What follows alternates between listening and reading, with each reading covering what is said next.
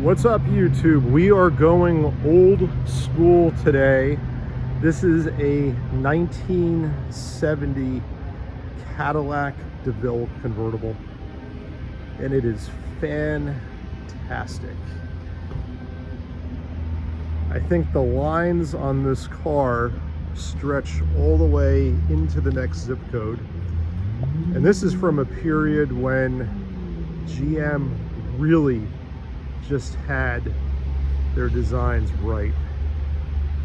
Very liberal use of chrome in the front end, but I think you would agree on a car this large, it doesn't look obnoxious.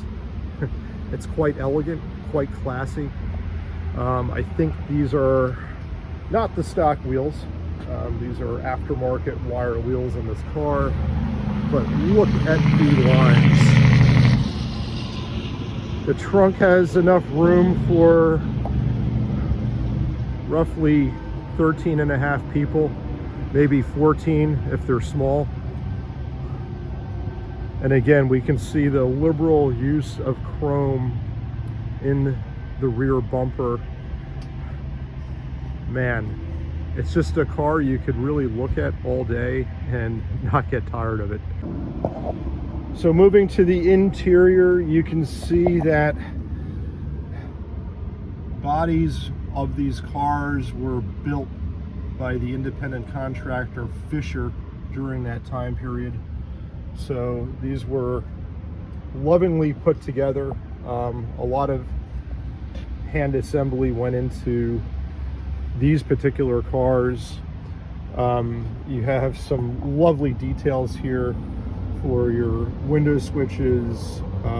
Your wiper switch is actually mounted on the door along with the wash spray button. I think that's kind of a cool detail. I don't think this is real, but you have acres of fake wood everywhere, just as you would expect from a car of this time period. Everything was very horizontal inside. You had a huge horizontal speedometer. I'm sure this car has no problem bearing the needle all the way past the 120 with its very stout 472 cubic inch motor making 375 horsepower and 500 pound-feet of torque. My God, that is a lot of torque. The climate controls were not for your passenger. If your passenger was uncomfortably cold or hot, well, that was just too bad. They would have to make a polite request for the driver to change it. This does have GM Sentinel lighting all the way back in 1970. You have a power convertible top switch over here along with cruise control, because that's what this car was about. It was about cruising. And in case your passenger was wondering what they were traveling in, it proudly told you this was a DeVille. We can see down here we have some lovely 1970s 8-track equipment. I don't have any 8-tracks, but there it is. You could actually play 8 tracks in this car. And these seats are just this lovely shade of navy blue. They're tufted. It feels like you're sitting on your sofa when you're sitting in these seats. And I'm sure that I wouldn't mind driving this car cross country because there's plenty of room inside and plenty of cushioning for my bottom. Next, we're gonna go for a drive. All right, we are in the 1970 Cadillac Deville Convertible. We're gonna set out onto the highway here. I've never driven one of these. I do have a 1978 Lincoln Town Coupe, so that would have been, I guess, a competitor to this car of that time period. Same size, roughly the same size. The Lincoln's 21 feet long. If I had to guess, I would say this is at least 20 feet. It's huge.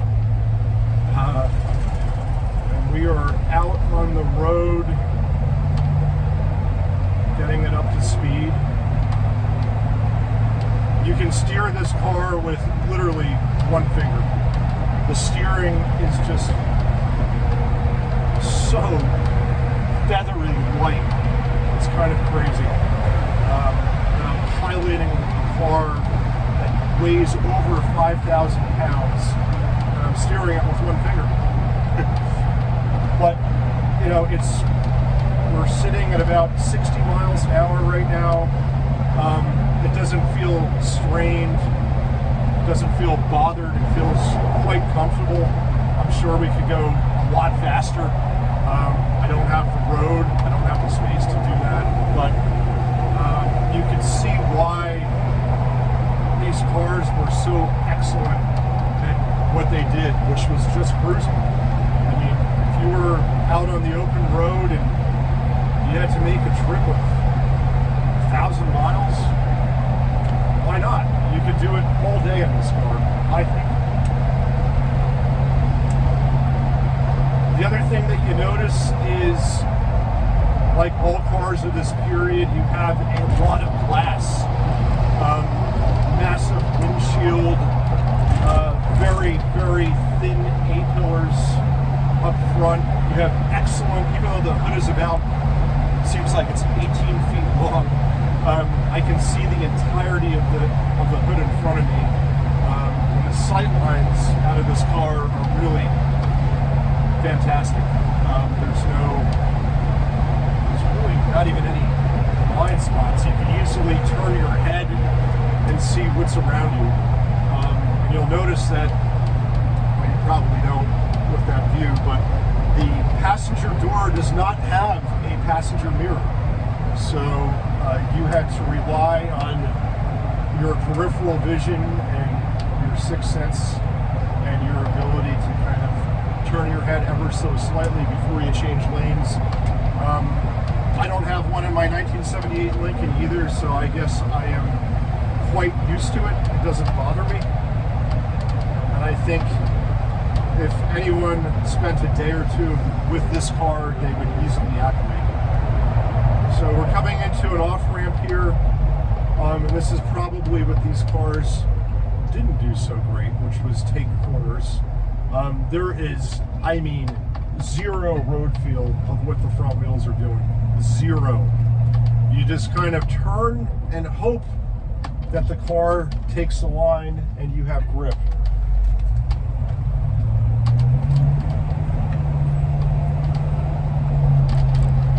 Torque is abundant off the line. It has no trouble getting itself started from a stop. Again, we're going into another curve. Watch the geese on the side of the road.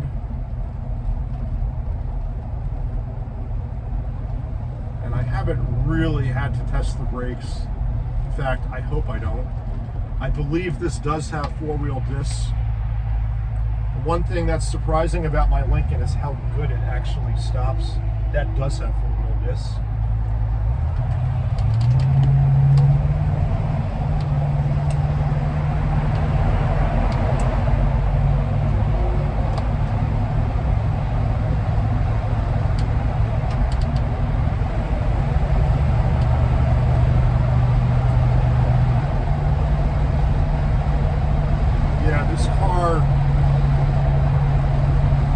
Off happily from a dead stop.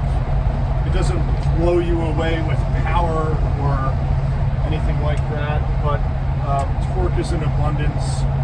The TH400 3-speed automatic that's mated to this motor is quite happy. There's not a whole lot of gear shuffling that has to occur. Once you're in overdrive, it pretty much does what it has to do, staying in overdrive without kicking down. With 500 pound-feet of torque, you don't really need to have a kick down. And again, we're happily cruising at 60 miles an hour. Go a little bit faster.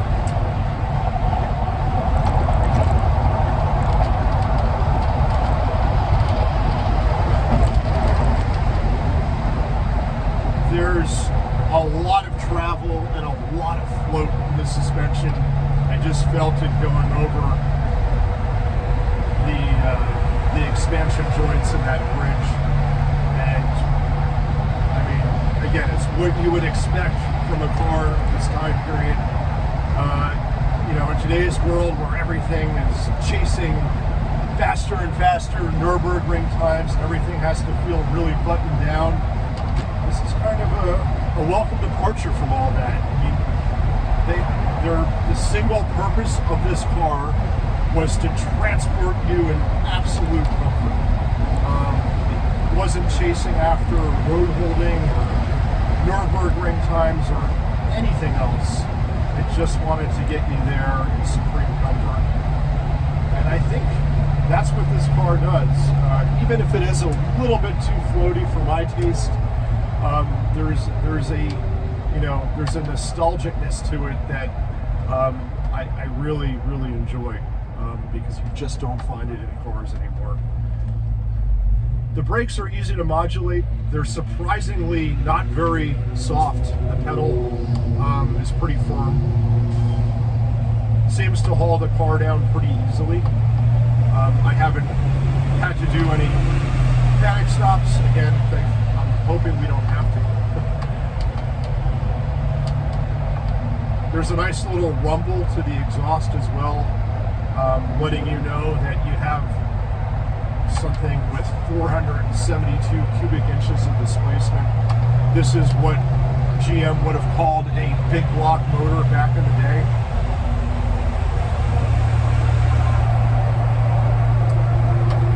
And I understand why these cars became dinosaurs. 1970 was at a time when we were at the precipice of massive change in the automobile industry.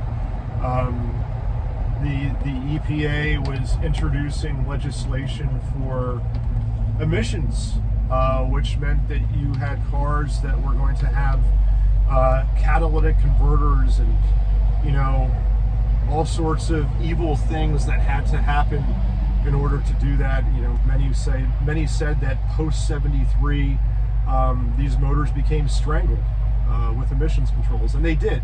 But it was, you know, it was car makers really trying to figure out how to do that.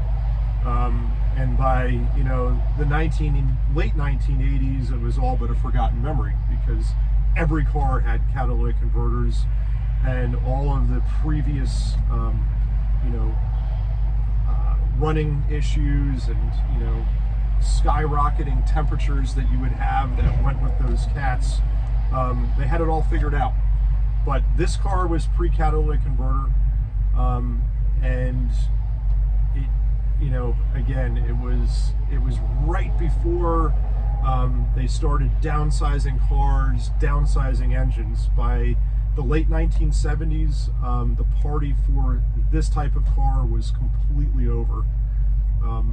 And my Lincoln 1979 marked the last year for the really, really big body cars.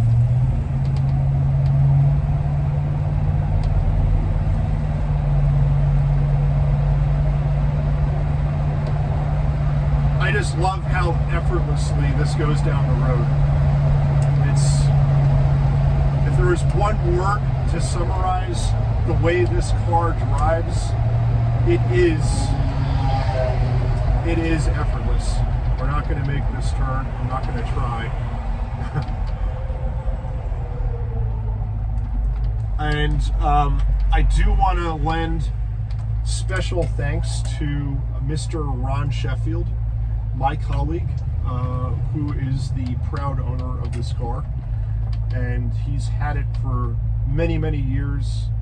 He's lovingly maintained it, and I'm sure he's going to have many more years of enjoyment behind the wheel of this car. Thanks for watching. We'll catch you on the next one.